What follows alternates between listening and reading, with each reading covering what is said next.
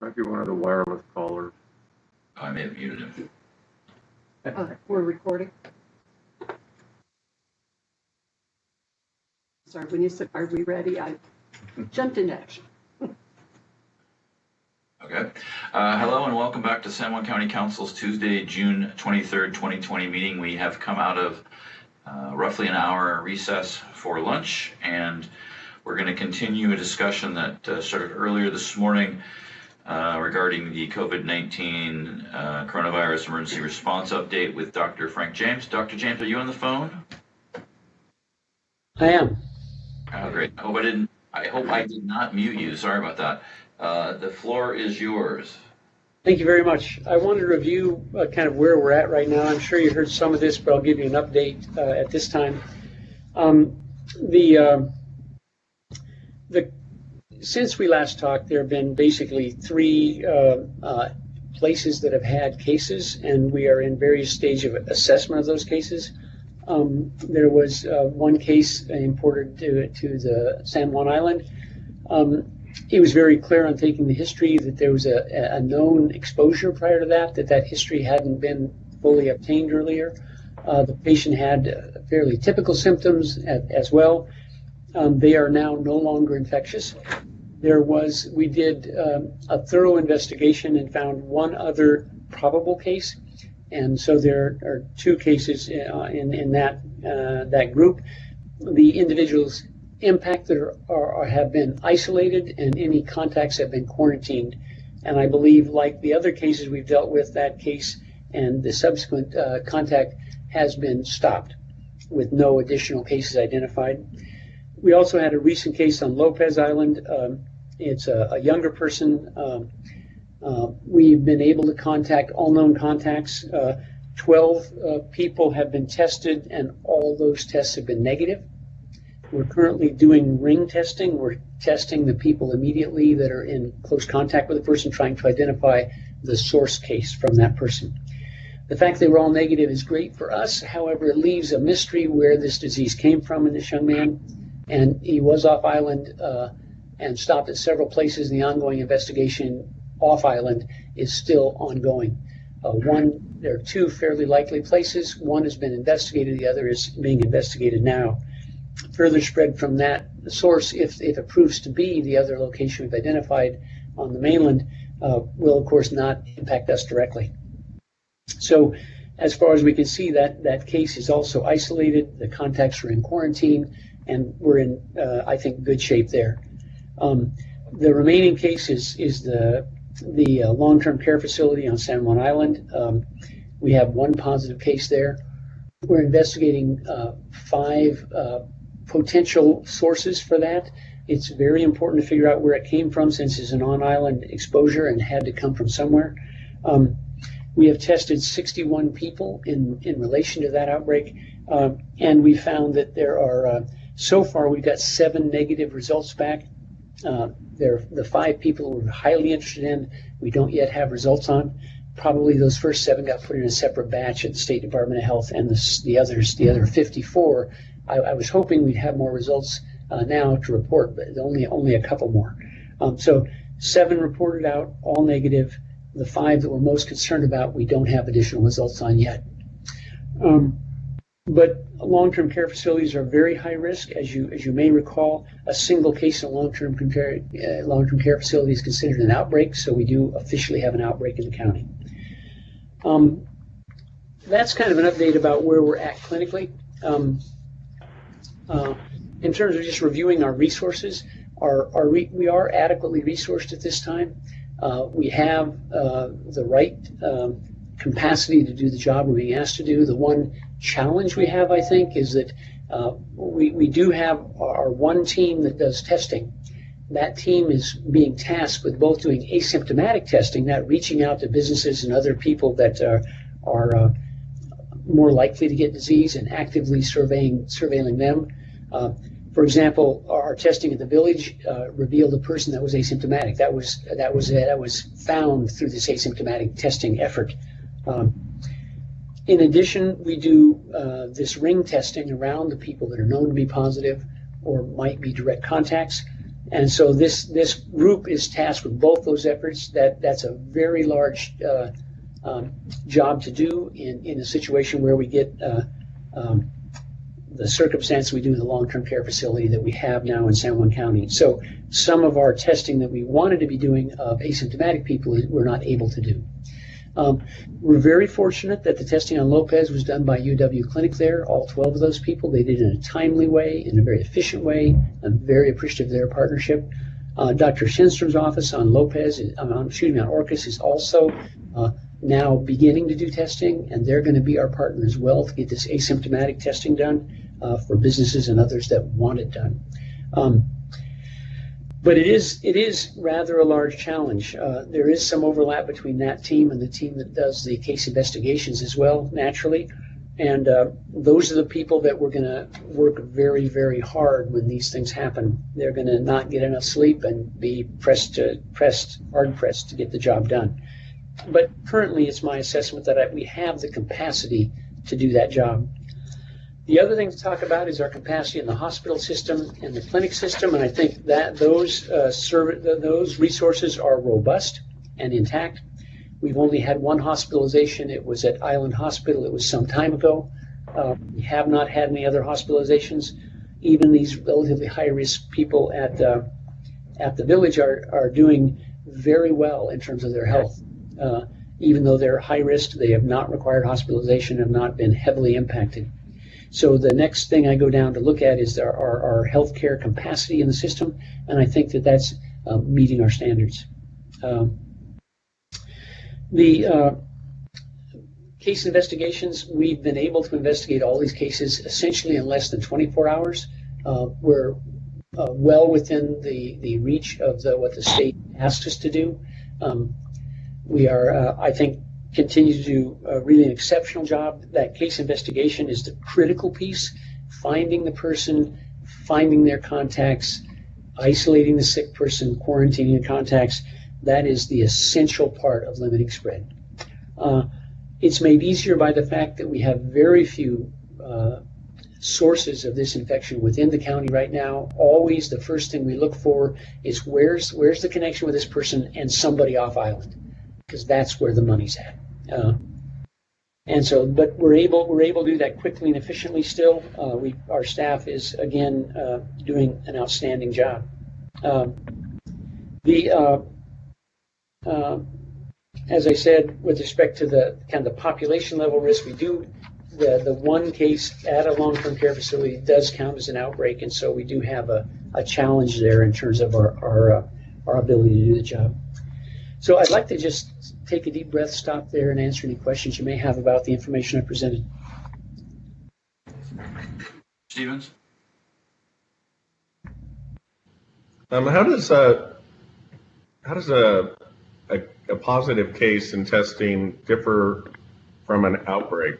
Since there's one, it's like one positive test in the long-term care and one positive test on Lopez, and one's an outbreak and the other isn't. It's the level of risk in the setting that they occur. What we've learned is that the place where this disease spreads rapidly and can become a very substantial community problem is in long-term care facilities. Long-term care facilities, prisons, processing plants in the business world that have people working very closely together. These are places that amplify the disease and spread it much more readily than other settings. Most cases are actually acquired in a household setting from other household members in the home, and that's where probably the biggest risk is. However, some places approximate that, and those are going to be these kind of settings like food processing, prisons, or long-term care facilities. So the risk is substantially greater. And we still don't know for either of these most recent cases. The first case on San Juan, Upper Roche, we know where that case came from. We've evaluated all the exposures. I'm confident we've stopped the disease there at just 2 cases. The case on Lopez, we do not yet know where it came from. We know that the close contacts on the island are negative, and this very likely came from 2 places on the mainland. Now, we may not find the source, but I think we can be reasonably confident that case is going to be isolated and controlled. It's when you don't know where the source of our case is, that's where I worry. And unfortunately, that's where we're at with the long-term care facility, is we do not know. We did, our nurses worked literally overnight trying to figure this out on the first night. And the next morning at 9 o'clock, we had it narrowed down to 5 potential contacts. And depth beyond them, we traced it down to several additional people that it could have been that were here from off island. So that's the kind of work we have to do. But to answer your question, Jamie, it's the risk of vulnerability of spread is significantly higher in that setting. And that's why it would be considered an outbreak. No one else got it. One did apparently here. Could you please, if possible, mute your phone? Be happy to answer other questions. No questions. So, Dr. James, I'm sorry, Jamie, were you finished? Yeah, for now. Okay, great. So, Dr. James, I'm interested. We're having the special meeting tomorrow. It's tomorrow, correct? Yes. And the whole meeting is going to be based on sort of your thoughts and recommendations. And I guess I'm interested in, with the recent cases, where you may find yourself tomorrow. Well, I can tell you the standard that I set when we talked last was that we not have community-based spread. And we don't know the answer to that question at this point. We have 54 additional tests out. If none of those come back positive, that's really good news. If 1 or 2 come back positive, we've got to chase back where they came from. If a bunch come back positive, it's a very different situation. There are 5 individuals that at the facility, not the 5 that were potential source cases, but there are 5 that had significant exposure.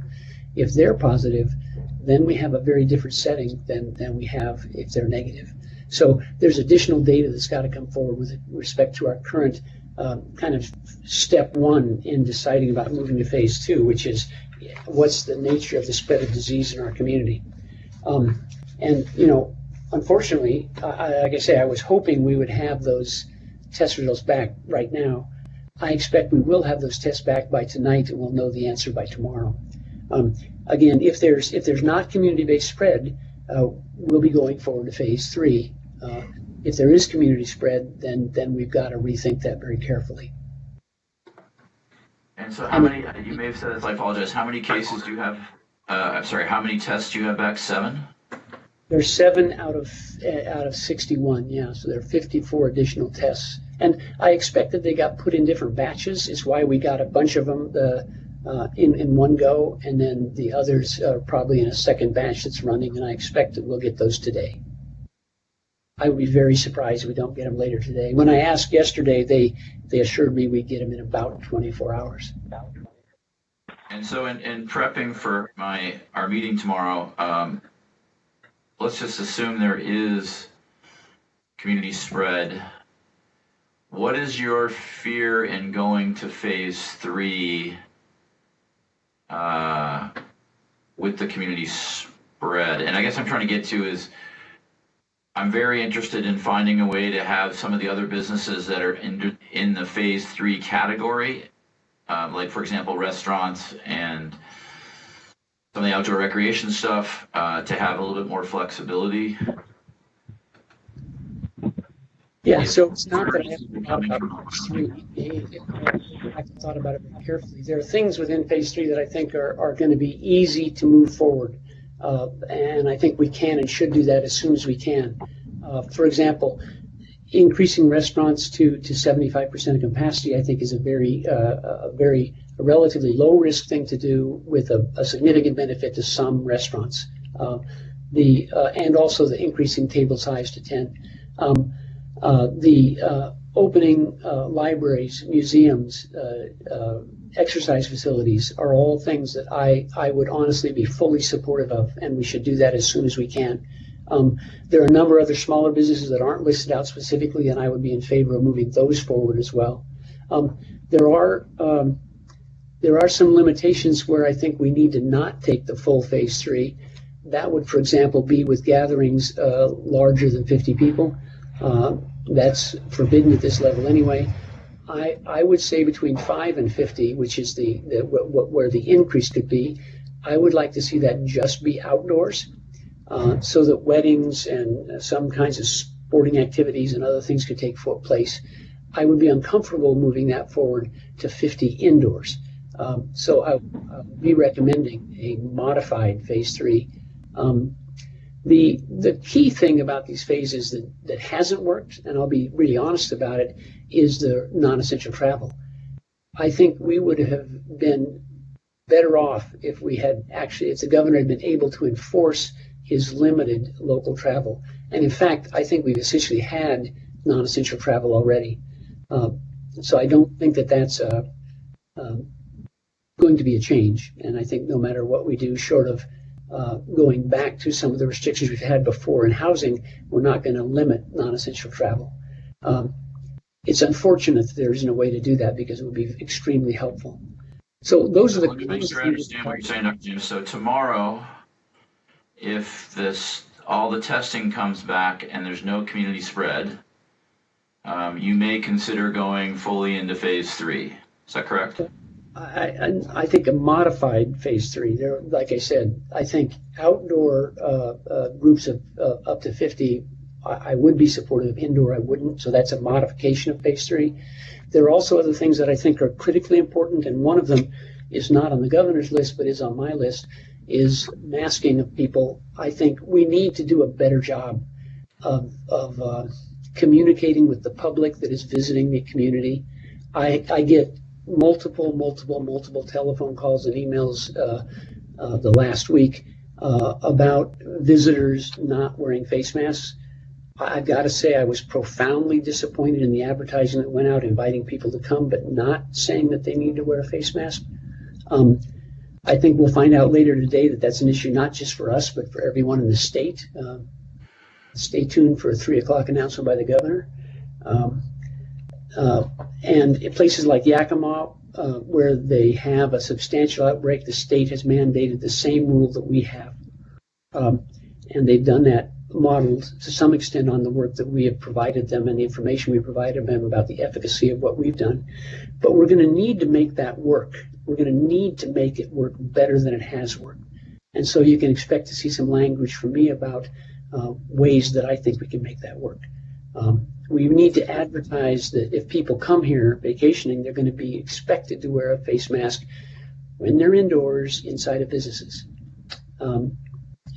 Outdoors on the beach, they don't need one if they're not within 6 feet of somebody. But we're going to need to make that clear to people before they get here. And we need to try to encourage our partners that are attracting business and very hungry for business here to do the same. Dr. James, so thank you. I mean, I support what you're saying. I guess I'm kind of caught up in the process part of this, where, you say modified phase 3, but you really could set the modifications through your own health order, correct? That's correct. So on the process side, I would love us to get through all of the state paperwork that allows us to go into phase 3, and then you can make your own health order at the same time. Yeah, exactly. Okay, I just want to make sure that we're clear, because let's get past that hurdle from the state. You can, I don't know, whatever your modification requests are, which I'm fine with, and see how it goes. But I just want to make sure that we're getting past that sort of paperwork hurdle. And then my second question is on the 24-hour lodging fogger situation. Right. Some people have struggled with that. We have worked on exceptions for some individuals. If you look at the standards that are out there, you'll see that OSHA, for example, if we have somebody that is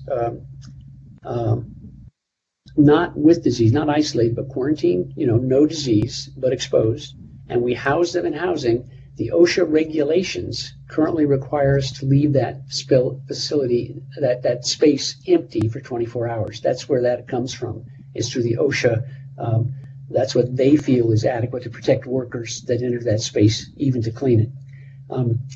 I realize that I work and I talk with the business community all the time. And I understand that limits the amount that they are able to rent their facilities. And in some places, in particular places, it's been a particular burden, and we work with them to identify additional things they could do to shorten that time. There are also some mechanical things they can do to ensure a very quick sterilization of the space that many kind of higher-end hotels are doing, this fogging approach. So there are things that we can look at to modify that. I think it is a good safety standard, and I think we'll want to balance the risk and the benefit, which is one of the things that I'll be sharing tomorrow in more detail, and I don't have it ready for today. But I think we need people doing an economic analysis of this, and I'm not an economist. I am not a business guy. I don't know how to rent or lease anything. But I think we need to look at the data. There is some data about that shows where the risk and where the maximum financial benefits are for a community. I'll be sharing some of that with you tomorrow. And I think we need to continue to do that analysis to see where we can move forward from here. Great, and if possible,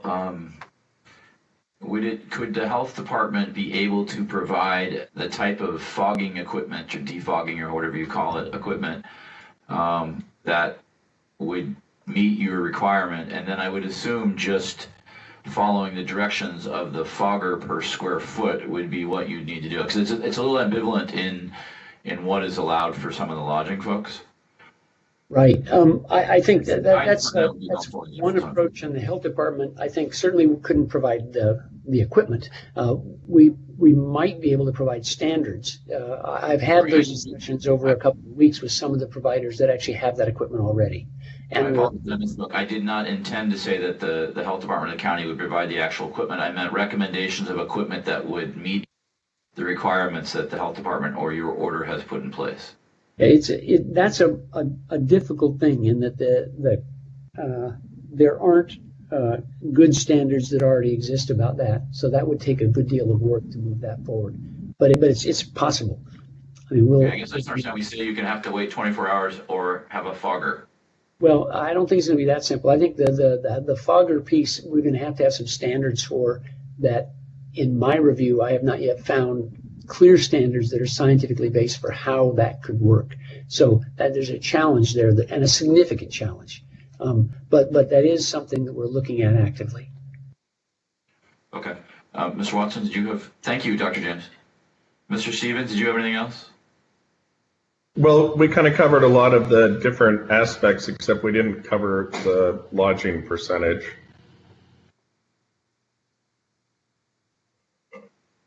So you mean right now we're 50% or less for the lodging? Right. I thought you were just talking about the 24-hour thing, but I was just wondering, that's something that's unique to our county anyway. No, I agree. I mean, and I guess to follow up. Well, I guess I'm asking Dr. James on it, not you. Yeah, so that's not going to be on the governor's list. That's on our list. So it's like the masking order and the lodging order are our rules, and we've written that already so that it would go to phase. It would increase automatically when we go to phase 3. It would also go down if we go back to phase 2. So that is linked to the phase that we're in already, in the original order, in the modified order. Thank you. Now, but understand that if there's we have to distance, we have to wash our hands, we have to wear masks if we expect all these things to work. If we don't do those things, we are going to fail and have to go backwards instead of forward. And our partners have to know that. The source control with a mask isn't to protect the person that's wearing it. It's to protect everybody else. And unless everybody wears them, this is going to fail. So we're going to have to put together a program that gets our guests to adequately protect the people that live here. If we don't do that, even if we go forward now, we're going to falter and move backwards. And I just got to invite you to find creative ways for us to make that happen.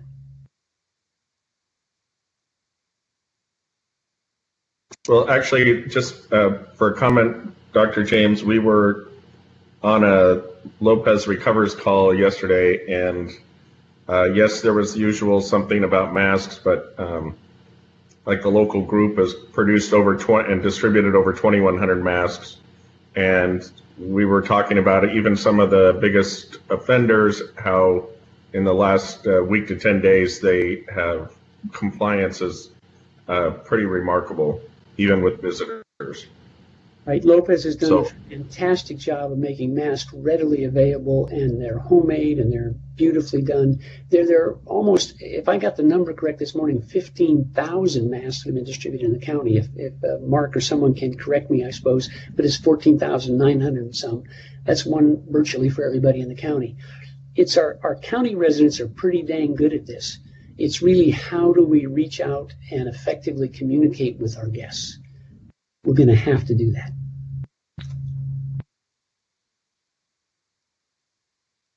Anything else, Mr. Stevens? Nope, that was it. Thanks. Mr. Watson? Nope. Mark, do you have any comments? No. All right, well, we will patiently await for tomorrow. Dr. James, thank you very much. Thank you all very much. I appreciate your patience and I appreciate mostly your partnership. I mean, this is something I'm being asked to do things that are extraordinarily difficult, and only with your partnership and your ask the hardest questions you can. Let's come up with the best answers we can together. This we can do together, and it's going to require input from all of you as commissioners and input from the Board of Health, and then through our leadership together, the participation of the entire county, every single person in it, to be successful through this. Thank you. Thank you, Dr. James. We appreciate all your hard work. Stay healthy. Thanks much. Bye-bye. Goodbye. Thank you. Mr. Page, are you on the call? I'm here.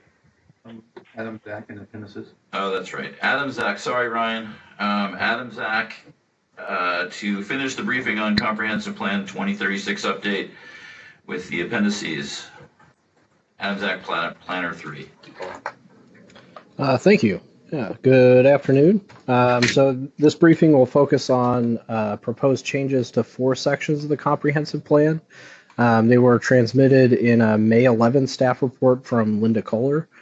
The sections are Section C, definitions, Section D, administration, Appendix 2, which is our joint planning policies with the town of Friday Harbor, and then Appendix 3, which is the Friday Harbor Unincorporated Urban Growth Area Management Agreement. And those drafts of those documents are posted to the DCD website. The majority of the proposed changes are reformatting these sections to match with the rest of the comp plan elements as we update the format of the comp plan. So most of them are not necessarily substantial changes or changes in substance. The biggest change proposed is relocating that Section C, which is the definitions, putting that into the introduction, and then making what is Section D, administration, that would go to Section C. So it's a bit of a reorganization. The current draft of the introduction, which Sophia briefed you on before lunch, didn't have those definitions incorporated into it yet. But before we get to a public hearing draft or the next draft, we'll get the definitions put in there. When those are removed, as I mentioned, that administration section will become Section C. This section was also edited for clarity, so we went through and made sure that all of the references to the county council were to county council and not Board of County Commissioners. And we updated the references to Planning Commission and County Department of Community Development, just again to make this consistent with the rest of the comp plan. Then appendices 2 and 3, those are our joint planning policies with the town and our UGA management agreement with the town. Those haven't been changed except for their format. They've been reformatted again to just match when we do update the comp plan so that everything is in the same format. Let's see, the comment period for these proposed changes was May 11th through June 1st. No comments were received during that time. The Friends did submit a comment on some of the planning policies on Friday. Those were included when Sophia transmitted those to you yesterday, I believe. So if you have any questions about the changes that we've made, I'd be happy to answer those now. But that's all I've got for you today. Mr. Watson. No question. Mr. Stevens. Sorry, no questions. All right, and none from me either. So thank you very much. I apologize for forgetting to include you after lunch. That's okay. Council has any comments? Again, the same point we made to Sophia earlier. Is that we've got 2 weeks to provide any kind of changes or thoughts if we so desire to send to you specifically. All right. Yep. All righty. Okay. Thank you very much, Adam. Sorry to Thank make you. Hang through the whole day. Yeah, no worries. Yeah, thanks. All right, so our next discussion and action item is consideration of additional senior and disabled rental subsidies with Ryan Page, Housing Program Coordinator. Ryan. Good afternoon, Council. Good afternoon. Thank you for this time on your agenda today. So as you said, today is a request from us for additional funding for our senior and disabled rental subsidy program. For a little background on this request, if you'll remember, back in March, the Council approved a little over $58,000 in subsidies for this year's program, which was well below our $75,000 budgeted amount for the program for 2020. In a normal year, we would have kept the money in our budget in case any additional residents were able to come online and we could add people to the program. We have an easy ability to do that now that this program is on a monthly invoice system. However, obviously in March, that was at the sort of beginning stages of the COVID epidemic, and all of those funds were essentially immediately repurposed to our emergency rental assistance program to beef up the awards for that program that were sent to each resource center. And so we did not have any capacity remaining in that program currently budgeted. However, the April's Grove apartment complex on Orcas Island is gearing up to bring tenants online. They're anticipating their first round of units are going to begin being occupied in September, and Opal has been going through a stage 1 application process to get general information on tenants that could potentially be applying there.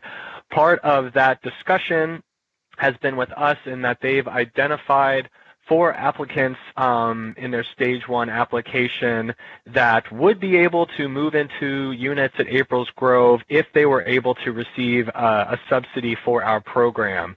It was our intention or our planning. We had discussed with Opal last year that there would potentially be funding for residents in this program. Nothing was ever guaranteed to them, but we had discussions with them about April's Grove being a good fit and that we've had capacity in this program over the past few years. But again, given the fact that those funds were immediately repurposed, all of that capacity sort of went out the window. And so the request today is for $20,000. This request is for a couple of things. One is for those 4 tenants that April's Grove, that Opal has identified that would be moving in September for April's Grove. There's actually an additional tenant that is a client of the San Juan Island Family Resource Center around the same time that we were having discussions with Opal about this. Jennifer Armstrong also came to me with another person that she felt would be good for this program. I worked with the apartment manager for that apartment complex, which is Island Meadows in San Juan Island, and this person did qualify, and so we thought we would go ahead and include them with our request.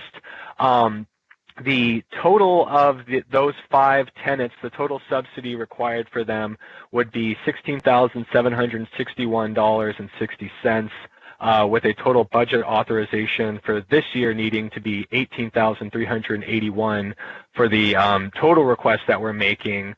A couple important key points about this is that we are anticipating this subsidy beginning September 1st, And so rather than being a 12-month authorization, an authorization for 12 months of subsidies for this client, so it would only be 8 months, which helps bring this figure down a little bit.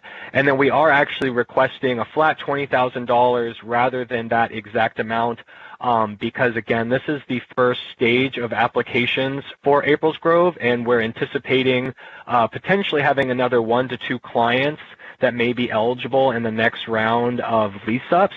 And so we are hoping to get a little bit of flexibility there to potentially look at adding 1 to 2 more people.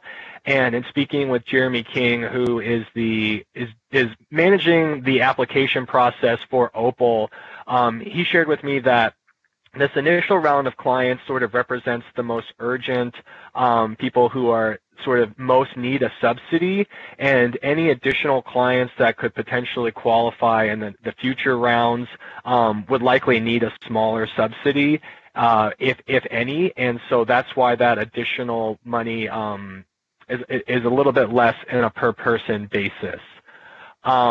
We feel that this additional request, which would come out of the ending cash for the Affordable Housing 1961.02 fund, would not significantly harm our budget or our reserves going forward. As I laid on my staff report, there's a couple of reasons for this.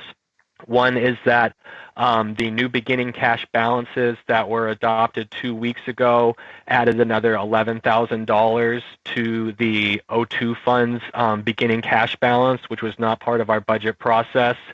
There's also the fact that because some of my time, which is normally charged to that account, has been going to the isolation and quarantine grant and some of the PIO work that I've been doing, the general COVID funds, that means that those expenses have not been charged to the 1961-02 fund for this year, giving us more capacity there. And in addition to that, through June, we have not seen a significant decline in revenues for that fund. We are on track to meet our revenue projection for 2020 through June. And so that gives us a lot of confidence that awarding these additional funds and paying for them out of the ending cash for the fund balance would not significantly alter our budget.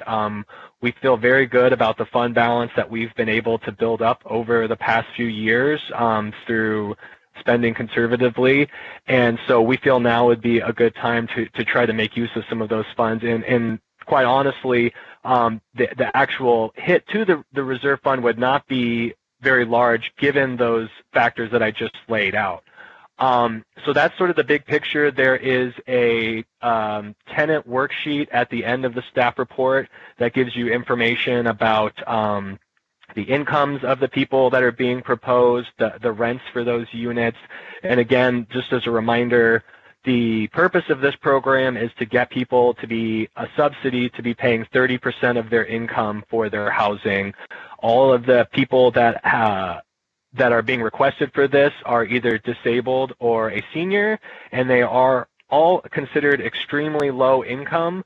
The cutoff for that is this year is about $17,000 for a single person. So it's very difficult to make it in any county on $17,000 a year, and so this subsidy goes a long way towards helping people be able to afford their housing costs. And one last thing that I'll add before answering any questions you may have is that the subsidies for this program are awarded on a yearly basis. Our understanding, our expectation would that all of these clients would likely be applying again next year. There's never a guarantee of a subsidy from year to year, but if these additional subsidies were to be approved, we would expect to likely have these applicants again back next year, which I believe our normal budget for this fund would be able to handle no problem, given that we've had lesser participation in the past few years. But that's just something to keep in mind while this is an 8-month subsidy that we're requesting. We would expect the people to again be a part of the request next year. So with that, I'd be happy to answer any questions. This is Jamie. Oh, go ahead. Sorry. No, I was calling you. Oh. So Ryan, if I understand it right, you're not asking for more money, you're just asking to be awarded more money out of the budgeted amount. Essentially, so it's a little bit confusing because if you were to just look at the budget for this one program, it would look like we had capacity there, but that capacity was shifted over to the Emergency Rental Assistance Program, which comes out of the same fund. So that's essentially what we're asking for, is to kind of pay ourselves back from that money that was put out to the Emergency Rental Assistance Fund. But this would require a budget amendment for us to complete this request. So then I'm confused. Are you asking for more money, or where's the money coming from? The money would be coming out of the reserve fund for the 1961.02 fund. So we're going to eat beginning cash. Correct. Yes. So we've spent the budgeted amount for that restricted fund, and this request is to eat into the beginning cash or ending cash, however you want to think about it, the cash reserve that exists in that fund. That's correct. Is that clear, Jamie? Yeah, thank you. Mr. Watson, comments? Yeah. So, Mr. Page, I don't have a real problem with the $16,000 or whatever for the fine, right? But you're asking to round up so that you can, I guess, the Housing Advisory Committee could award the remaining balance funds to anticipated incremental applicants between now and the, I guess, spring, right?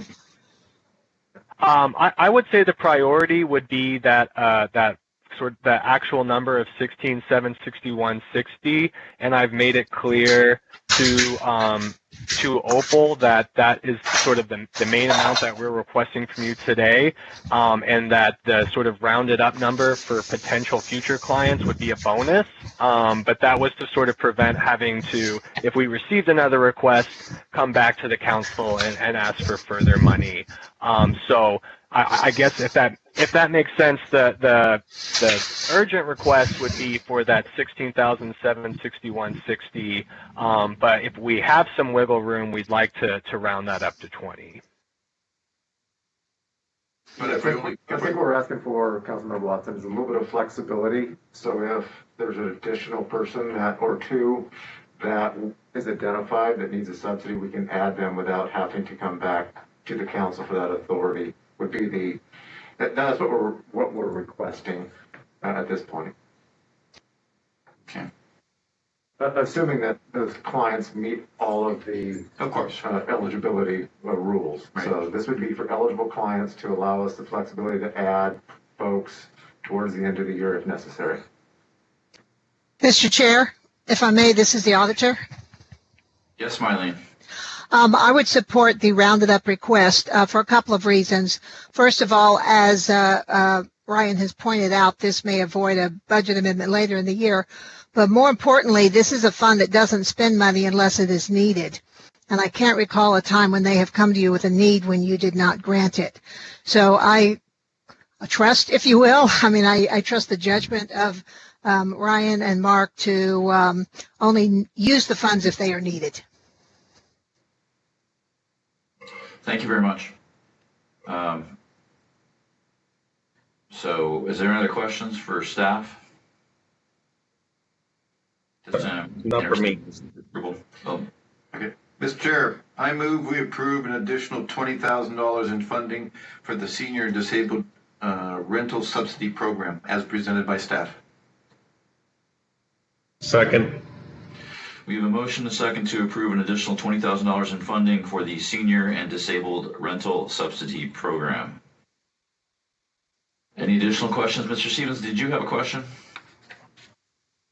No, I think we should do it. I just, Mylene brought up some good points.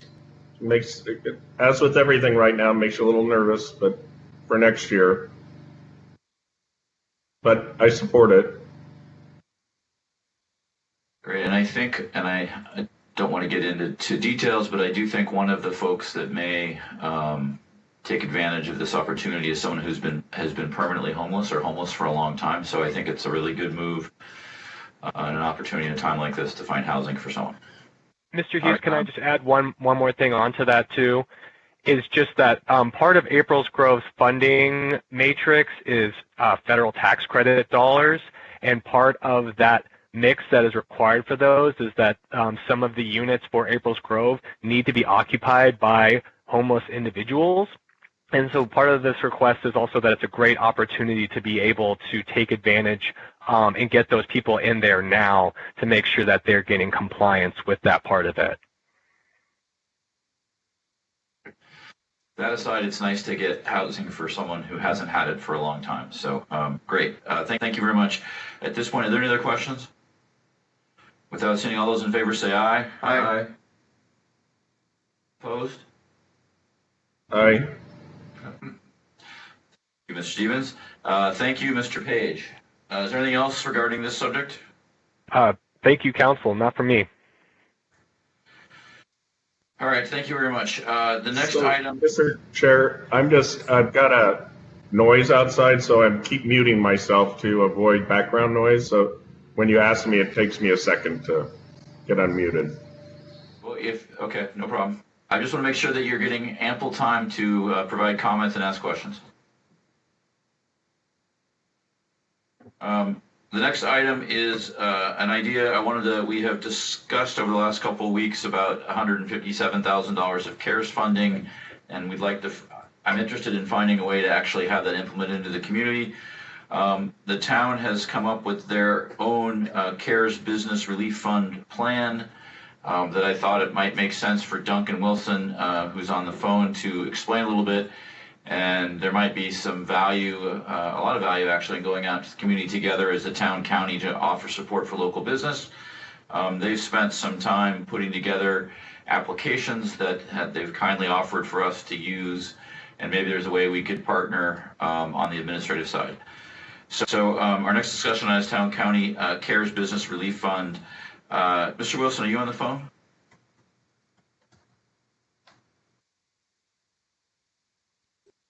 Are you able to hear me? Could you turn off the live stream, please?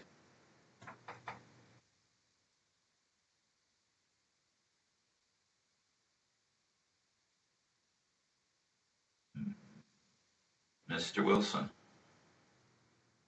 Can you hear me now? Yes, great, thank you. So Duncan Wilson, Town of Friday Harbor Administrator.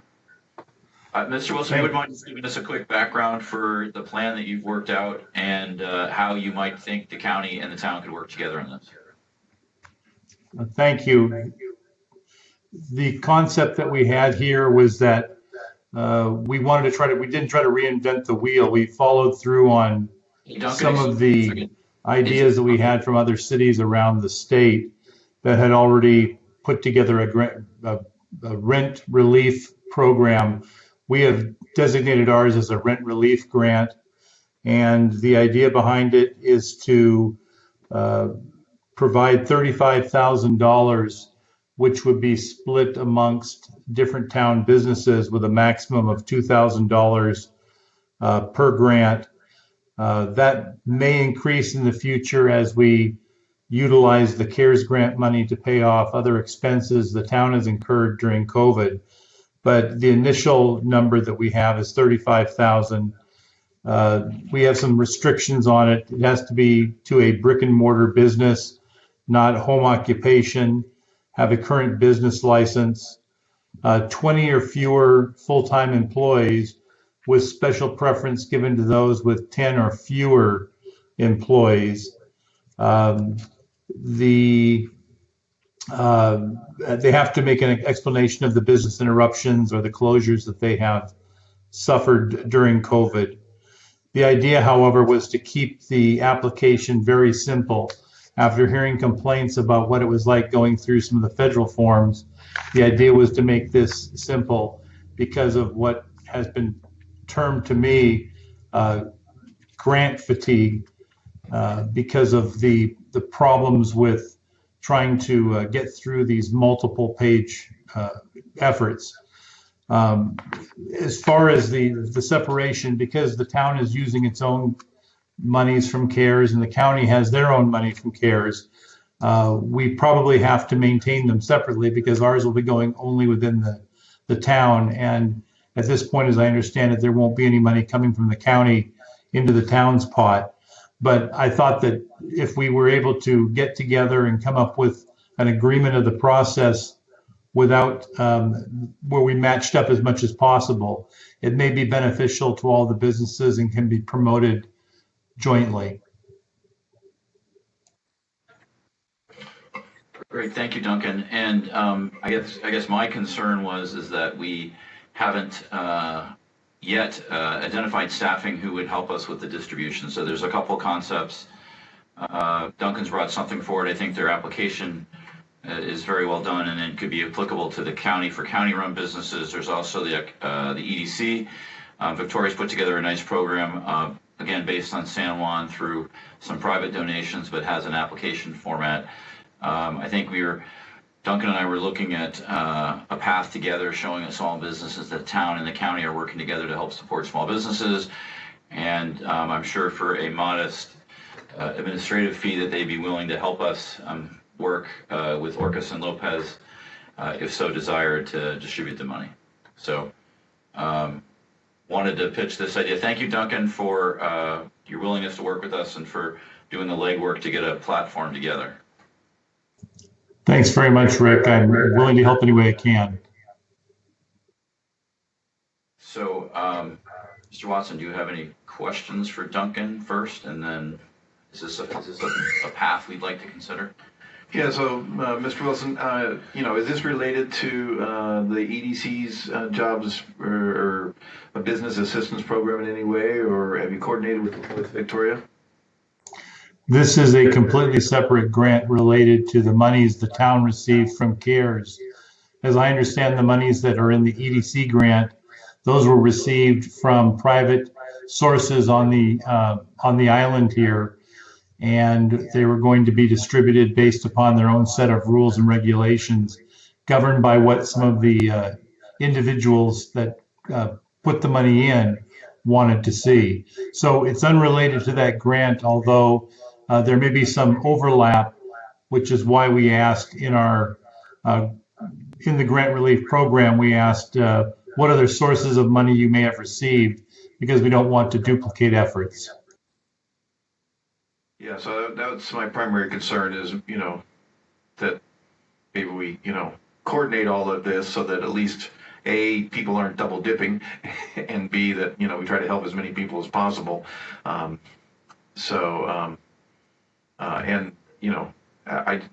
just want to explicitly ask that you are willing to handle the administration for, Orcas or Lopez, or I'll say non-town applications? Really haven't talked about what that would look like. Certainly would be willing to talk to people and see, but we have very limited administrative resources here, as you're aware, but I'm happy to sit down and talk about it. But Duncan, at the worst, you'd let us utilize your granting sheet for us to start off of if that was the case. We could go out together and talk about a joint effort, even if it was separate on administration.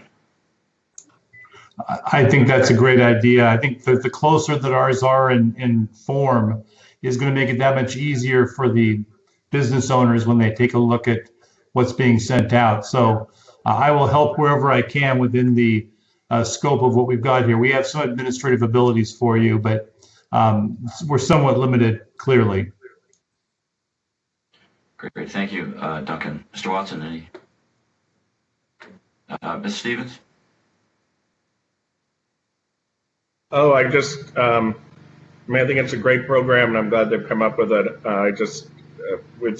Seems like we've spent the CARES money about 3 times already. I guess we'll be discussing it on Monday. So, but I'm glad the application, it's a lot easier to do something in a hurry when you've got a consistent application. So, Mr. Stevens, just to clarify, so we had agreed to set aside around $157,000. Was that the number? That was the number, yeah, for either nonprofits, and I'm going to ask Mark a question too on the summary he did for some of the family resource centers and their needs.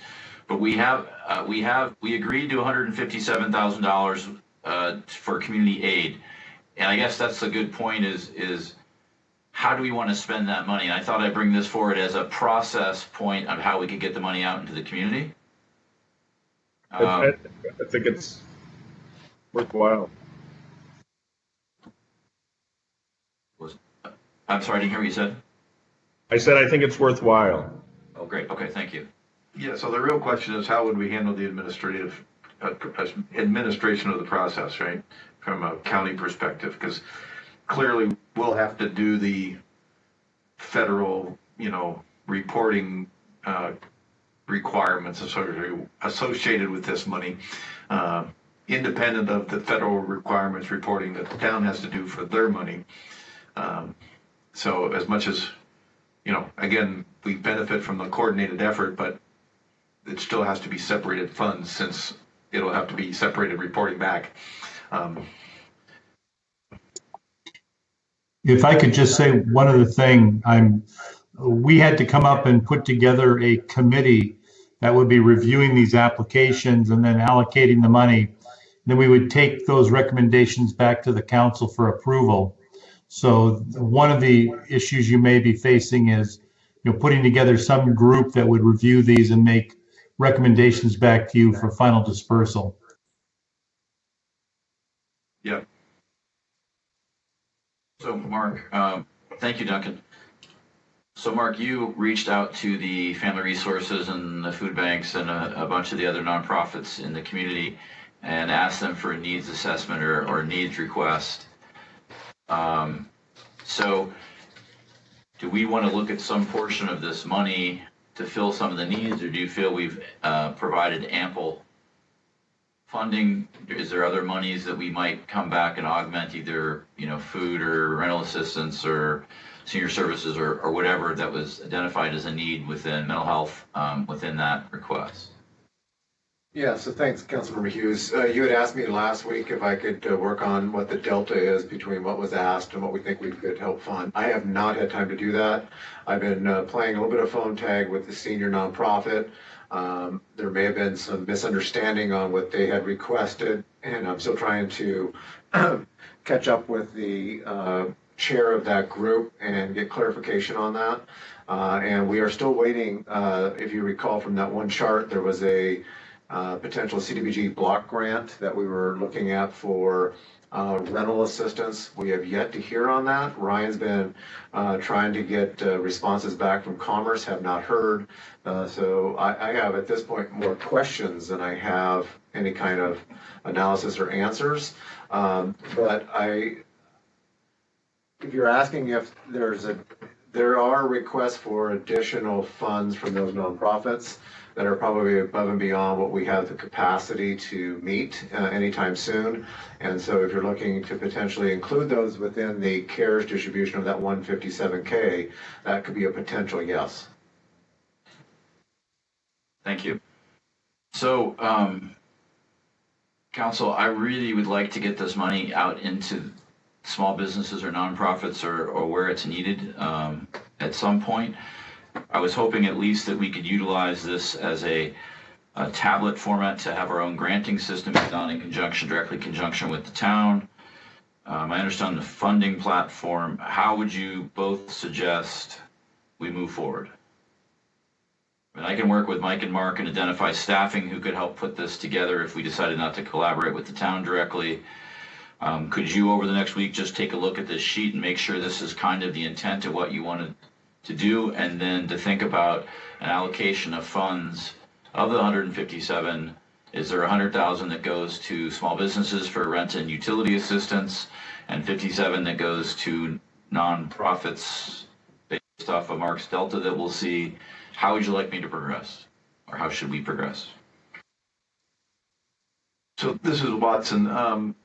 I would suggest we again go back and reapproach the EDC and see if they can actually administer the program. So maybe we can use the town application format and make it clear to the EDC that the county will maintain the responsibility to do the paperwork with the feds, right? Because I think that was one of the areas of concern the last time, was that they weren't willing to sign up for the federal paperwork requirement. So anyways, that might address our how to administer the program kind of question. And then we have to settle on how much, how many dollars. And, I'm going to stick with my original request, which is, I think we need to, pony up $200,000 for this. So if that would consume the 157 for the, I'll call it business stimulus grant program or whatever it might be. And under that concept, would we include nonprofits as someone who could apply for a grant within this, under the same parameters that are set up here? I think my opinion is we could. I think we could focus on for-profit businesses, and that, they may take priority over nonprofits. But that's just, my 2 cents worth, because again, nonprofits can still do, charitable contributions, except whereas private businesses don't typically solicit charitable contributions. So, do you support, on that same line, the way you just said with the EDCs helping us fulfill this, that we at least market and go out with the town at the same time and say, town and county work together to help support local business? Oh yeah, absolutely. I mean, if we want to do a combine and I lump the EDC in there, right, and see if they're willing to, contribute their funds again into this unified program. Obviously, different funds have different restrictions, but I'm sure we can manage that and deal with it, and have a unified front from all 3 entities would be great. Much better messaging than, 3 independent different messages. Right. Okay. Thank you, Mr. Stevens. You're on mute. You're on mute. Sorry. I guess where my questions are also is the EDC is just doing San Juan Island and the town's doing Friday Harbor. So whatever allocation, would that be going to Orcas and Lopez, or would it be countywide, like we had that issue before? Well, originally we talked about if we're going through the EDC, then in effect our part would go to Orcas and Lopez, since San Juan Island has already been covered, and if I don't see why that would change at this point. I agree. Okay. And what I didn't hear Mark if he said what was the total amount for the nonprofits when he went out and got that information? Yeah, I don't have the delta, Jamie, so I'm struggling to find time to put that together. I'm still working with the senior nonprofit. I think there was a little confusion based on some email and voicemail exchanges I've had with the senior nonprofit on maybe what their need is based on what they submitted originally. I haven't heard back from the Friday Harbor Food Bank. I have from the Orcas and Lopez.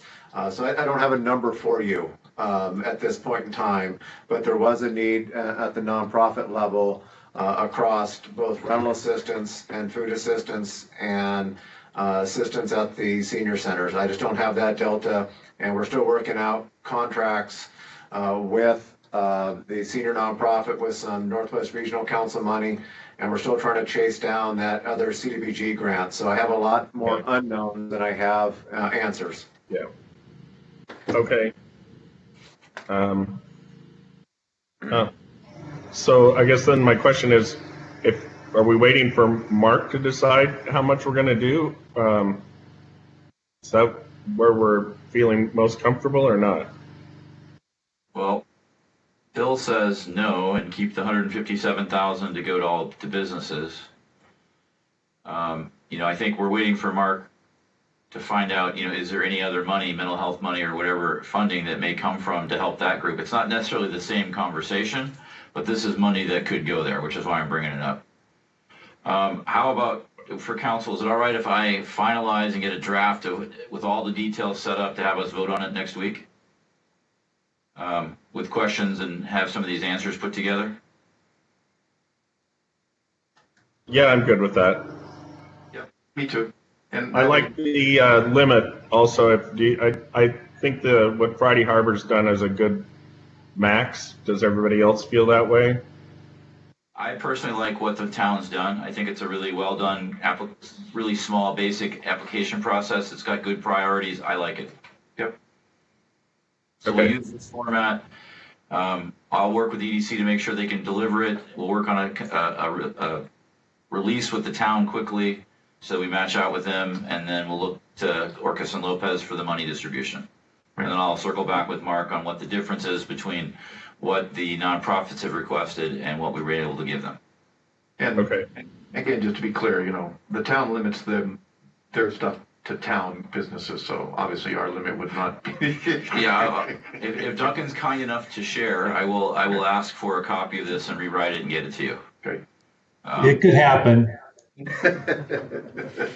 I'm sure it'll cost me. Not as much as you want, of course, but Thank it'll you, cost me Duncan. something. Thank you, Duncan. Thank you, Council. All right. So the next item I have on is item 8, action approve climate change resolution. This was a resolution that we had gone through a couple times. Nothing has changed. It was pulled off the agenda when the OPMA Meeting Act came forward and said we really shouldn't talk about issues that were not related to budget and or COVID. I'm not sure if council is ready to take an action on it today. I just want to start moving things onto our agendas to approve. And hold on a second. Yes, Ingrid. Mr. Hughes, I've just been in communication with Kendra Smith, and she said that it's up for discussion, but she feels like, there enough time has passed that it needs some reworking and some tweeting before the council passes it. We have invited her to our Skype meeting. I don't know if she's on yet. There you go.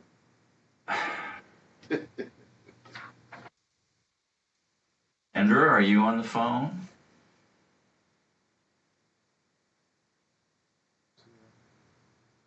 Mr. Chair, can I ask, I didn't see any differences from what we had kind of resolved before. Did you? Is that what you were saying? Nothing has changed. I did not touch this document from what was the last document that we had in front of council that was actually on the agenda coming up on the next agenda for approval that we took it off because of COVID. Back in March. Back in March. I'd like to get this passed. We can always modify it if we want to. And I didn't hear what Ingrid said. Ingrid said that Kendra Smith from the Natural Resource Department has said that enough time has passed that there may be things that we might want to change or tweak.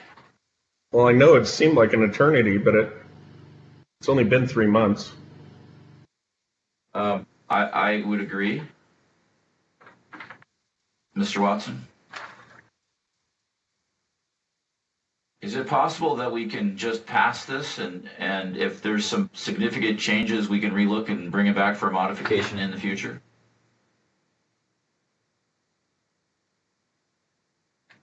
Yeah. All right. Well, I'd entertain a motion to approve the climate change resolution as presented. Are you moving or just suggesting? I'm entertaining a motion. Sorry, it's been a long day.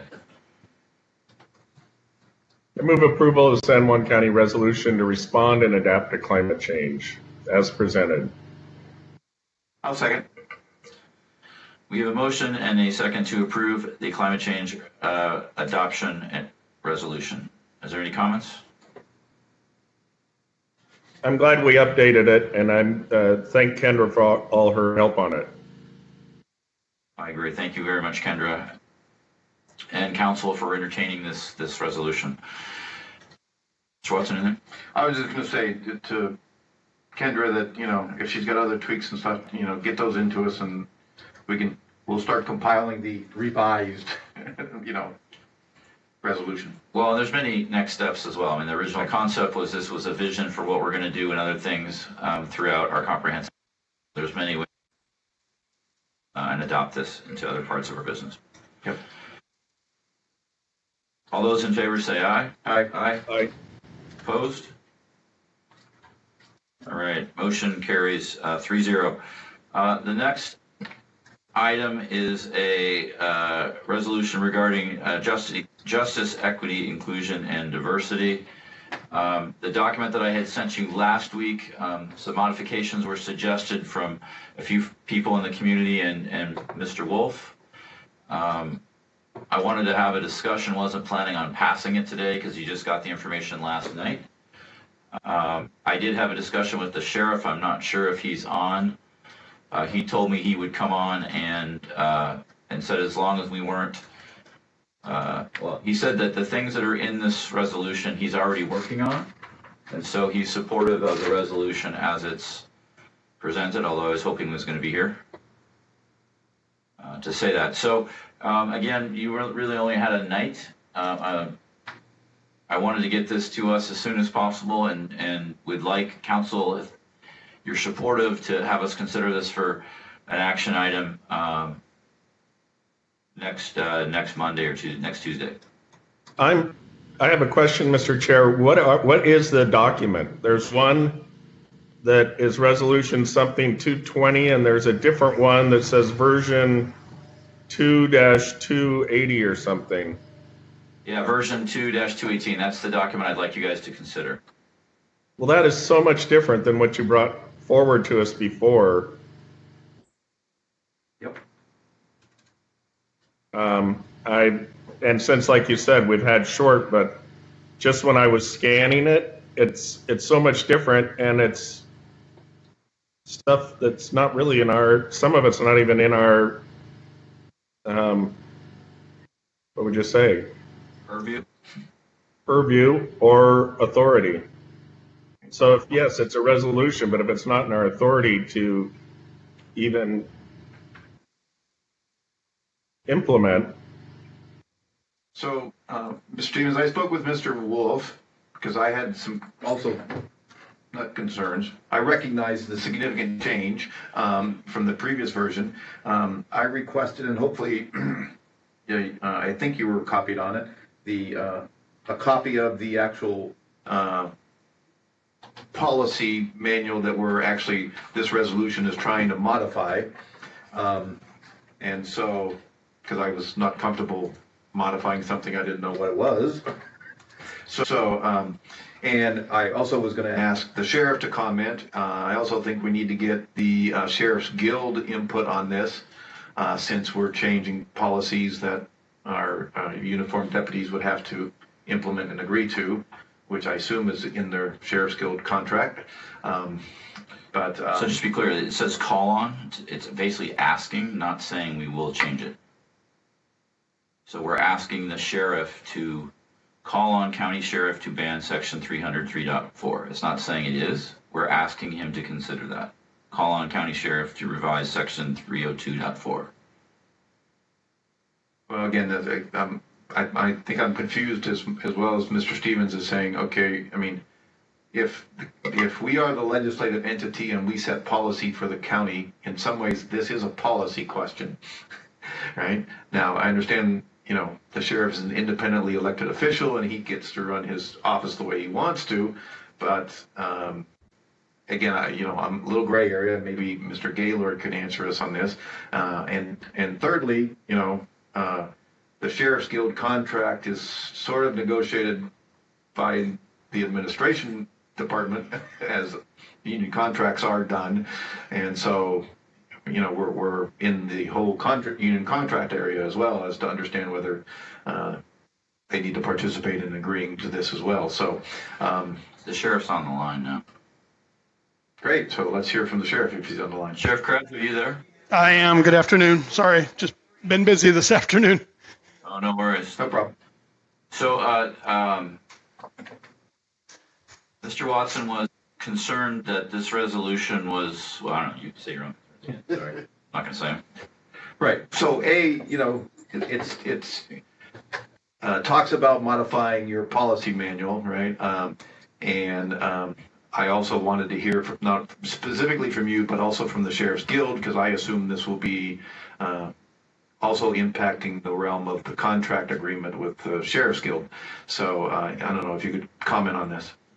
Yeah, I don't believe it's going to impact the Sheriff's Guild contract in any way. This is something that's going to be moving forward on a national level anyways. Our policy manual, we use Lexipol, which is a national policy company, and that assures that we use national best practices when it comes to policies. They're looking into this policy as far as chokeholds and deadly force as well. So, and we are also. State law is changing, federal law is changing, and I don't believe it's going to have anything to do with the guild. If that answers the question. Yep. Yeah, and like I said, I spoke with Chairman Hughes yesterday, I believe. I support it. It's something that we were already in the process of doing to begin with, and we'll continue that process. Our policy manual is a living document anyways. It's always changing and evolving as state laws change and methods and policing, law enforcement changes. So this is just another change that's going to happen.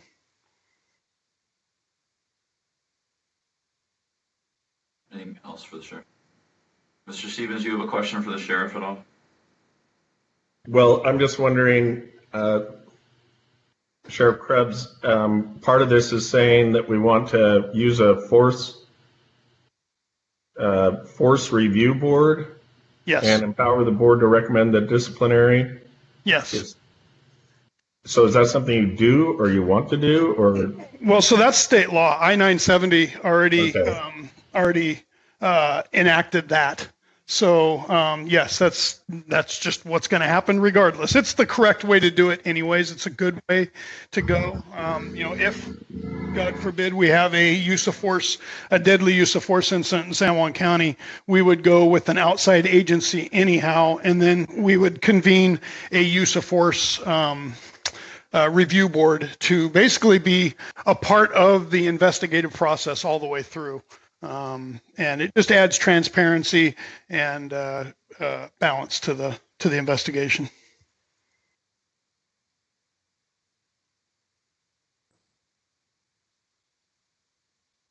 So Rick, I don't have any more questions for the sheriff. I do on these others, but. Would you both like a week to think about this, and we can have a discussion on next week? Yeah, would you like questions now? I can tell you right now, I'm going to look into this, but I'd have a issue making the lending institutions requiring that's kind of out of our jurisdiction. I don't know how we're going to fund one more position. We're cutting them right now. And So there's 2 more positions. if we really want diversity and change, we should probably have election day be a county holiday before June 19. All right. Is there any questions specifically for James Wolf, who's on the phone?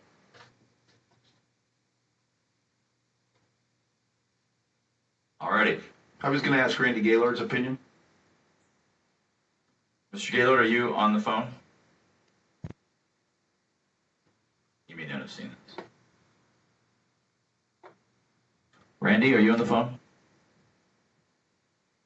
He shows up.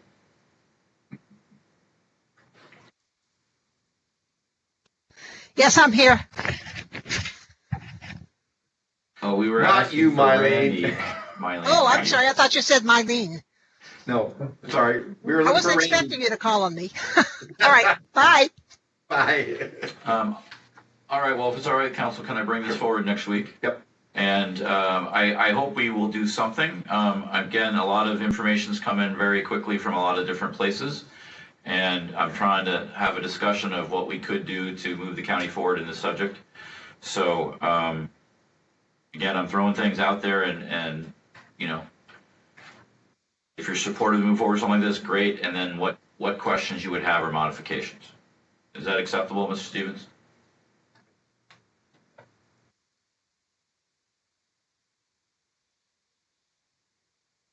All right. Thank you for allowing me the opportunity to bring this forward. So the final, our next thing is Councilmember Updates. I'd like to go through, have each of you had an opportunity to look at the attached spreadsheets with the positions that are current, that need to be appointed. Let's just walk through them one at a time. Yeah, and I'll get back to Councilmember Updates. I just wanted to get, this has been on the agenda for Let's do it. a long time.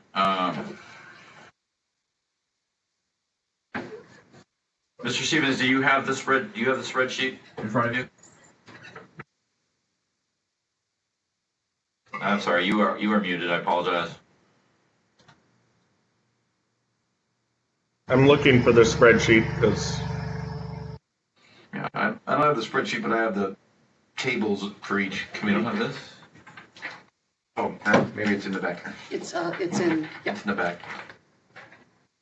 So it's basically every committee that has a May, June Right. appointment. Oh, there it is. It's in the middle.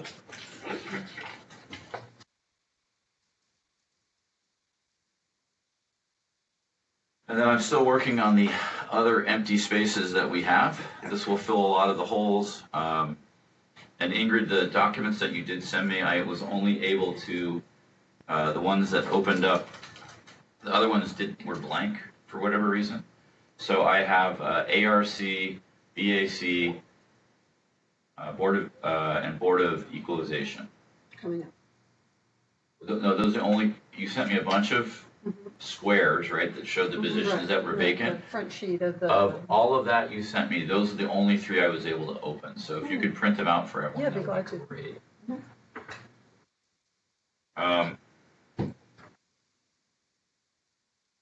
Should I just go through this? Yeah. One commission at a All time. right, so Board of Equalization, I think that's just chair, right? Or is that, it's not something we have a liaison to? No. I entertain a motion for Board of Equalization for Lynette Wood. I don't have anything, Rick. Sorry. I don't have any of this information, so I'm trying to figure out where it is. I can email it to Mr. Stevens. All right, why don't we start with Councilmember Updates, and then we'll try to get it to you, Jamie. I apologize. It's been in our book the last couple of weeks, and maybe it just wasn't called out, so I'll try to.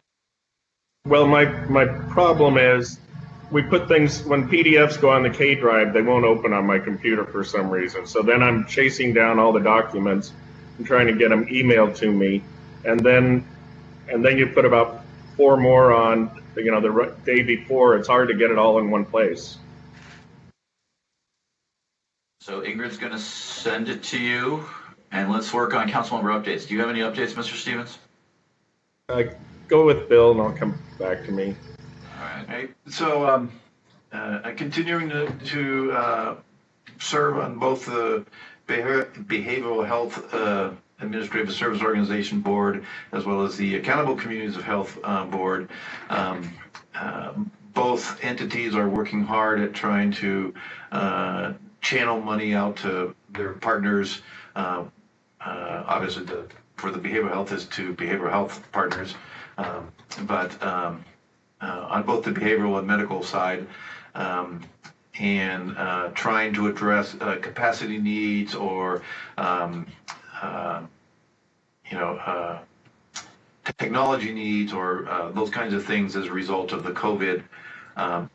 But I know, we've done some incremental funding for mental health services within San Juan County, and so we're continuing to monitor that and recognize that, both those entities have I'll call it a broader set of mission, but trying to figure out how to assist the COVID situation wherever that overlaps with their broader mission. So that's going on. I attended the Land Bank Commission meeting last Friday. So the CART has put forth a recommendation for the Kaufhout Farm management plan of the farm and the criteria. They haven't actually created an RFP for the long-term lease, and so they're discussing whether they need to extend the current short-term lease 1 year to give them sufficient time to actually go out for a long-term lease. So that seems to be shaping up, and I think folks are feeling better about, I'll call it the current operations of Kaufeld Farm in the land bank suite of properties. What else did I do? When is that due? When is there? Just said when's the RFP due? Well, they haven't issued the RFP yet, so. Oh, it's just a plan. So they just got the sort of the criteria for what a long-term lease might look for, and what their plan is for the farm, and the kind of services and infrastructure costs and soil quality, so sort of doing the assessment of the current property and physical facilities that are there, and sort of forecasting what future needs are going to be for a long-term lease kind of arrangement. And again, the current lease, he's doing such a great job that in some ways they're not in a hurry to move forward. But I mean, But they're working on it. and they're putting a lot of energy into it. So I mean, the CART is doing a good job of reviewing that, and so I want to sing their praises, and of course our very own Brooke Brower is sort of chairing the CART. So I think they're making good progress. It's just farming is complicated. So that's going well, and the land bank is continuing to move forward. Their financial update was the REIT was actually higher than what they were expected to date, but again they like us are keep looking for when the cliff hits. So they're continuing their conservative approach to their budgeting process. They're working on a conservation easement on Lopez. They're still working on the joint purchase with state parks at what's the northern point there, Jamie? Spencer Spit area. And then they're also dealing with the additional property on Orcas, right next to Turtleback Mountain. Oakley Point? No, it's no. It's on the east side of Orcas. I'm sorry, west side of Orcas, by Turtleback. It's a place we thought it was called something point. Yeah, exactly. Something point. Anyways, so as much as they're being conservative, they're still finding opportunities to spend money on purchases. So, anyways, so that's pretty much it. Hopefully, Jamie's ready now. Yeah, I'm ready. So let's see. I was on a call this morning with WASAC, and it looks like there's going to be a August special session, and there's going to be, one of the biggest things is a bill sponsored by Jerry Paulette and Representative Gaynor, which will, that's a bipartisan sponsorship, which will give the counties more flexibility with some of their funds, particularly in, even if it's for, it might be a certain limited amount of time, but that would, it'd be funds such as lodging tax and some others that are highly restrictive. So that's that. Also had a WASTEC budget meeting last week, and their organization is trying to figure out some combination, just like we are, of furloughs, cuts, should they raise dues or not? And the concern isn't so much 2020, but 2021. Had a good meeting with the Parks and Rec Commission last Thursday. They're getting the parks ready for camping on July 1st. They're opening up some of the restrooms, so they're getting those all cleaned up and ready to go. And through another meeting with the Puget Sound Partnership, it does look like they might make progress on some Growth Management Act policy area reforms more than regulations. But that's going to be another topic that's going to be big going into the regular session in January. I also met with Shannon Wilbur and Colin Huntemer and some of our parks people on the Agate Beach County Park project for the relocation of the road, kind of getting an idea, even if it's not done right away, what the park should look like after it's done. So got a lot of input, and we'll probably be seeing more on that as it comes up. Let's see. We had a town square on Friday for Lopez, and this week, not as many things going on. And I don't know if any of you have been participating in some of your local island recovery calls or whatever. It seems like people understand the rules, they understand where things are. The calls have gotten shorter and shorter and fewer people on them. And I think that's all the update I have. Great. Yeah, Jamie, to your point, there's another call tomorrow on Orcas on Wednesday morning, 8 a.m. But the shelter group that I was on, which was helping find accessible housing or places for folks to be who needed shelter, that group has pretty much disbanded and had a kind of a operations team that's keeping going to help the few folks that they were supporting. But the twice a week meetings have ended, so that's a good point to make that, which is exciting. I attended a meeting Friday. It was my first meeting in person with someone. It was the it seems like forever ago, but when the legislation was in session, legislators were in session, and they were trying to find a way to privatize the Sydney ferry.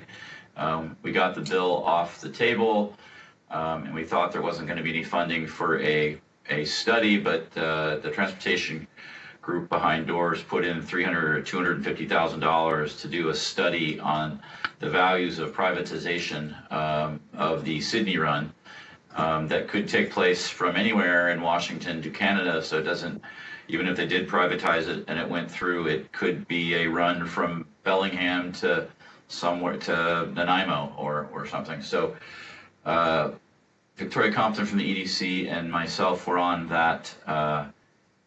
Well, she was calling and I was in the meeting, and it was definitely interesting because it seems a little bit like there's outside forces driving this meeting, but we're going to do our best to try to be good partners and talk about the economic impacts and the value of this run to our community.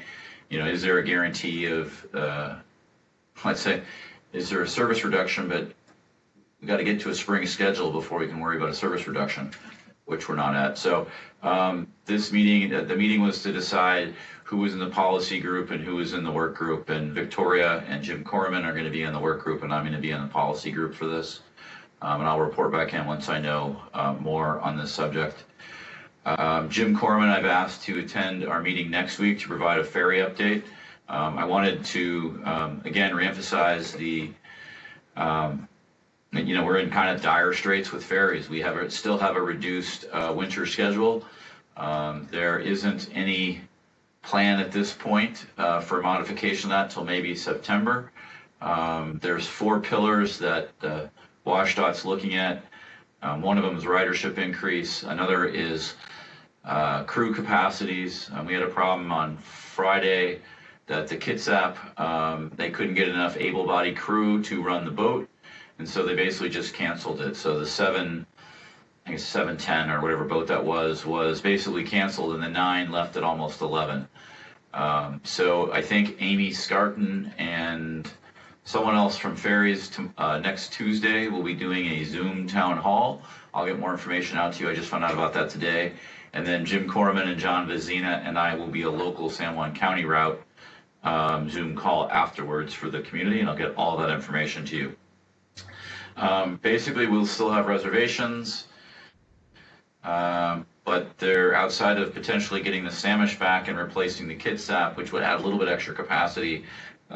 Until these 4 pillars are met, 165 of their crew folks either meet age requirements that don't allow them to come back to work until phase 4 or have health requirements for the same.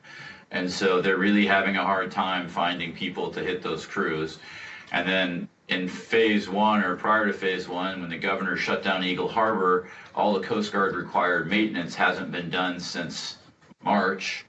So, we're down to 11 boats out of 20, and we have 3 of the 11 boats. So, And we're sinking quick.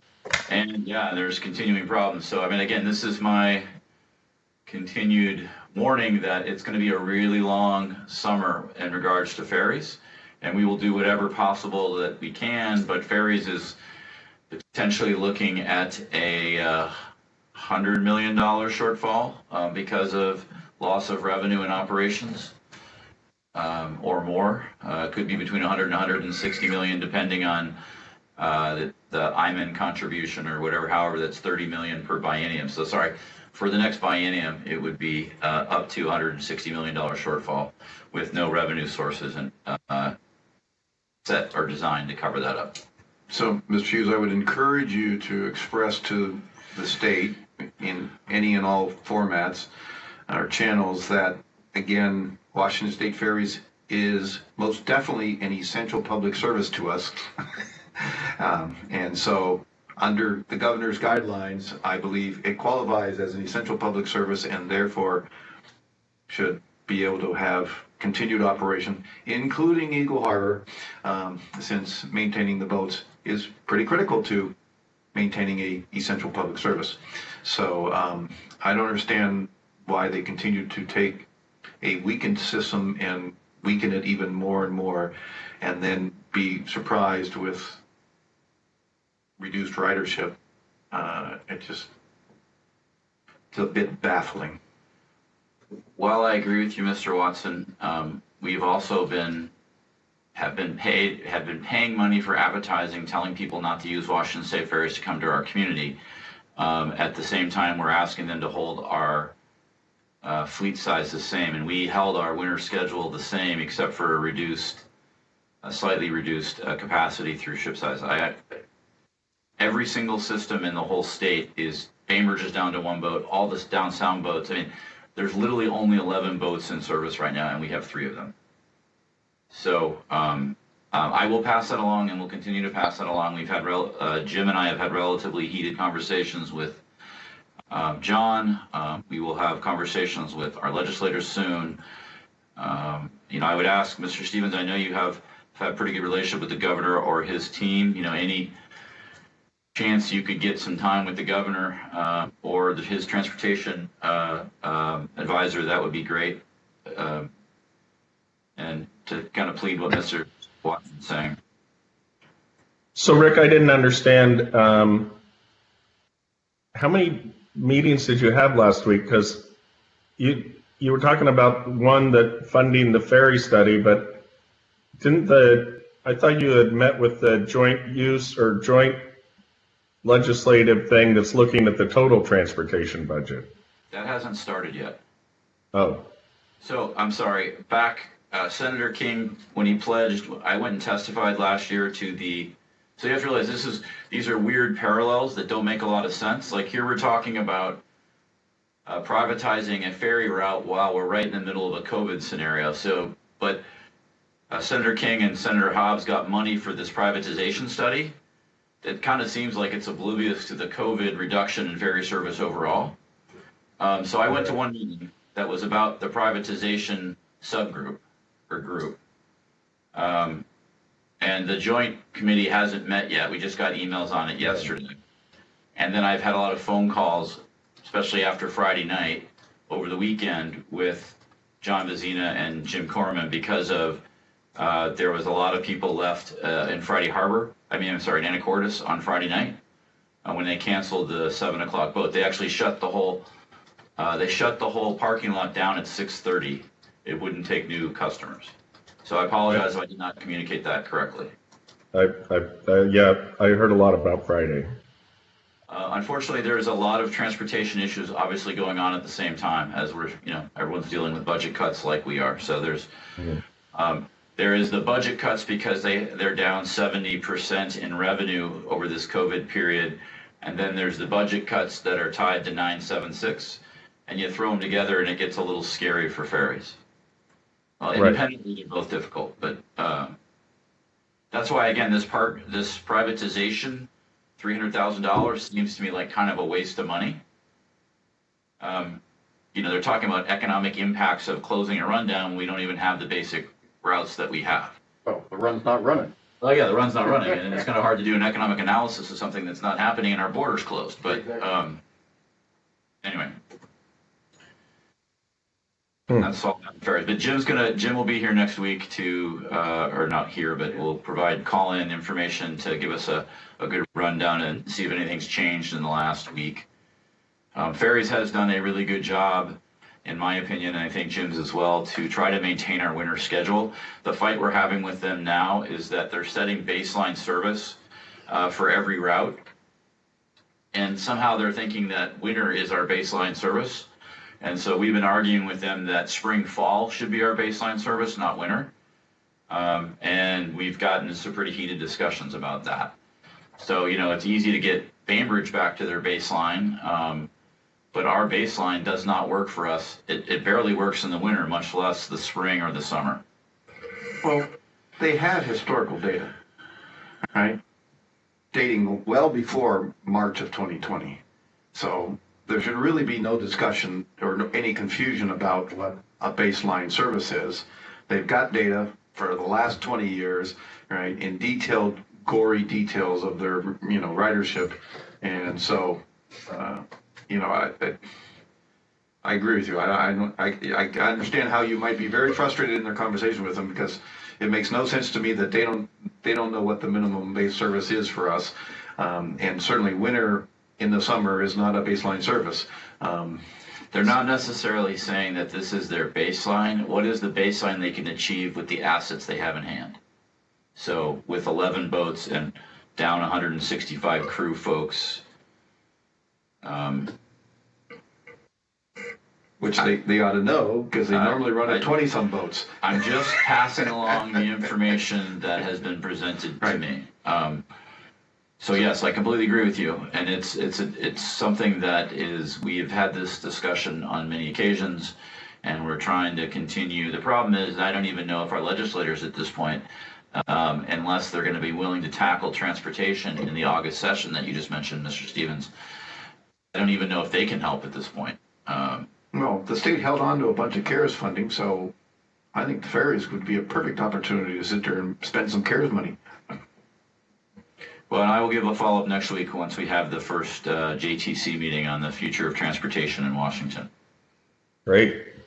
So anyway, I apologize to give you guys bad news. I don't really know what to say. We're doing everything we can to, a governor call would be nice if that's something that could be put together, or if I could, if you have a contact I could call as well, or you, on, is there anything we can do to help preserve our spring schedule? Because that's really what we're trying to get to, is a spring-fall schedule.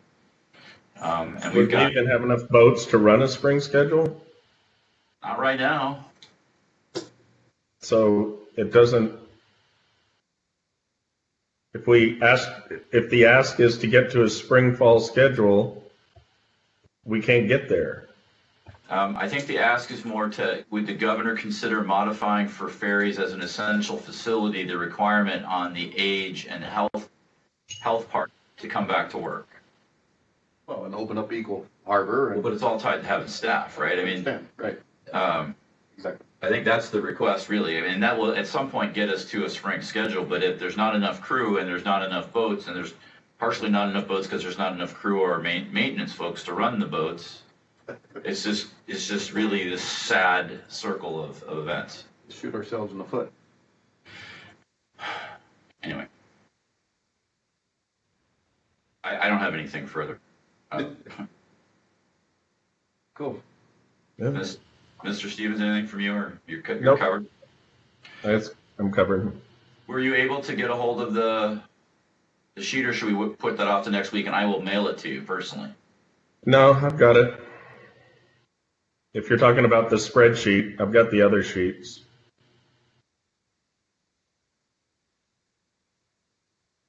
All right, are we willing to go through this? Yep. So the first one is Yeah. Board of Equalization. Yes. Mr. Chair, I move we reappoint Lynette Wood to the Board of Equalization. Second. We have a motion and a second to approve the appointment of Lynette Wood to the Board of Equalization. Any comments, questions? Without seeing, all those in favor say aye. Aye. Aye. Mr. Chair, I move we reappoint John Miller to the Civil Service Commission.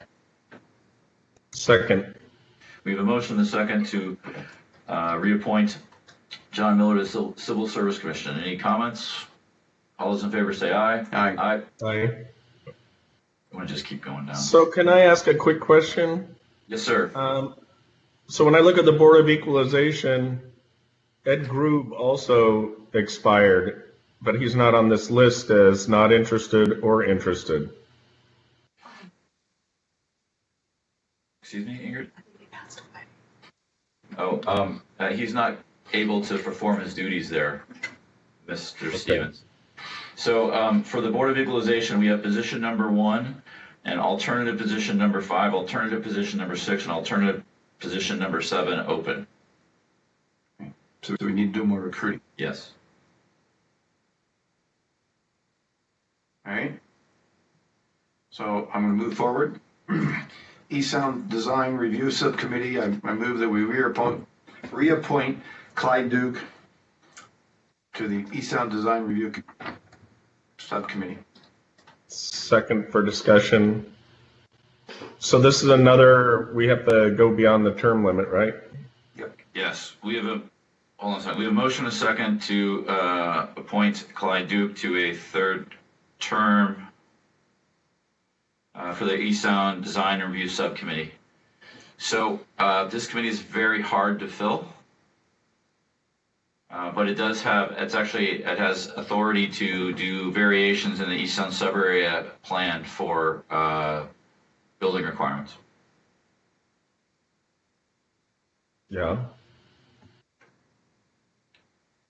I'm just wondering about the 3rd term, that's all. I agree.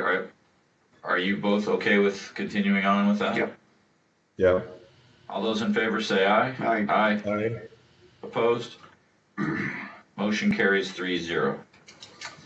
So the next one is the Deer Harbor Planning Review Committee. You have, Just do all of them together. I mean, you can read their names. you don't want to deal with the staggering?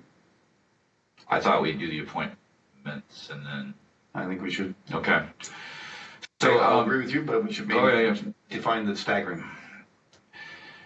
So Mr. Stevens, I pledge to you that I have received documents from both EPRC and Deer Harbor to stagger because they have a hard time when they all get replaced at once to carry on the work they're doing. I have been attempting to get the information out of Sue's files. She had them. I did was forwarded a note from Kevin White, who is the chair, discussing that they wanted that to happen, but it's not the formal letter. But how do they want it to happen, I guess? I don't think they really have a preference. They just want to make sure that they all don't come up at the same month in the same year. So they're 2-year terms right now, and the 4 that are up, I would suggest that 2 should get renewed for 2 years and 2 should get renewed for 1 year. Yeah, just go Kevin. Well, right now they do have staggered terms. It's 3 and 3. 3 expire in 21 and 3 expired in 20. Oh. You must be looking at the detailed sheet. Well, then they all got on 2-year terms because there was a period of time before they were reappointed or appointed. 20. Well, no, that's on the part of the thing. Yeah. That they're 2-year terms. All right, you're right. My apologies. So there's 4 of them that are 20 and 3 that are 21. You're correct. So never mind. Never mind. My apologies. All right, Mr. Chair. No problem. Just I move we reappoint to the Deer Harbor Planning Review Commission as proposed Kevin White, Mike Douglas, Sheila Gauquin. Guyquin, and Barry Madden. Second. We have a motion and a second to reappoint to the Deer Harbor Planning Review Committee Kevin White, Mike Douglas, Sheila Gapgoin, and Barry Madden. Any questions? All those in favor say aye. Aye. Aye. Nay. Motion passes 3-0. All right, so East Sound Planning Review Committee, you've got Weeze, Templin, expires 2022, 2021, 20, and 20. 1, 2, 3, 4, 2020, 1 and 22, and 1 and 21. I think the problem was they only had one person because other vacancies haven't been filled. These are, yeah, I understand. And these are 2-year terms. Oh, he was appointed 11 and 19, so they went ahead and kicked him down to 22.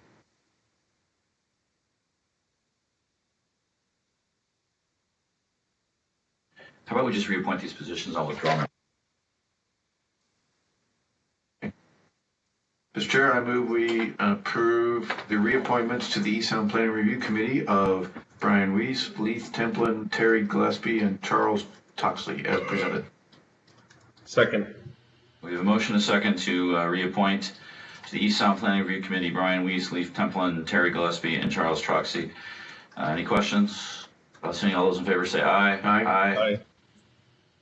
Motion carries 3-0. Thank you. Mr. Chair, I move we approve reappointments to the Marine Resources Committee, Lovell Pratt, Gailey Genther, and Jeffrey Dyer as presented. Second.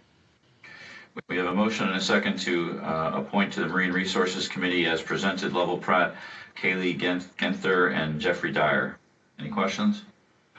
No. All those in favor say aye. Aye. Opposed? Motion carries 3-0. Mr. Chair, I move we approve the reappointments to the Parks and Recreation Committee of Heather Oakson and Cy Field as presented. Could I add something, Bill, before I second? Bill Scheer is the current chair, and he is interested. In fact, he's the one who brought it up at the Parks meeting last week, that they were waiting for reappointment. So if you could include him. I'll modify my my motion to include Bill Scheer as well. So that's Oakson, Field, and Scheer to be reappointed to the Parks and Recreation Committee. Thank you. Second. We have a motion and a second to approve for the Parks and Rec Committee Heather Oakson, Cy Field, and William Shaner. Scheer. Any questions? Not seeing all those in favor say aye. Aye. Opposed? Motion carries 3-0. Thank you very much. That's the only list I have. That's it for now. I will work with Ingrid to get the additional openings. I don't think we have a Orcas Planning Commission application that's in. I have 2 positions in Orcas now. Georgette Wong resigned and Pete Moe resigned in January. And you have I have mine ready for next week. All right, so I'm working with Ingrid to get by committee how many vacancies we have so we can get these filled. Anything else from you, Jamie? Nope, nothing from me. Mr. Watson? Mark? Nope.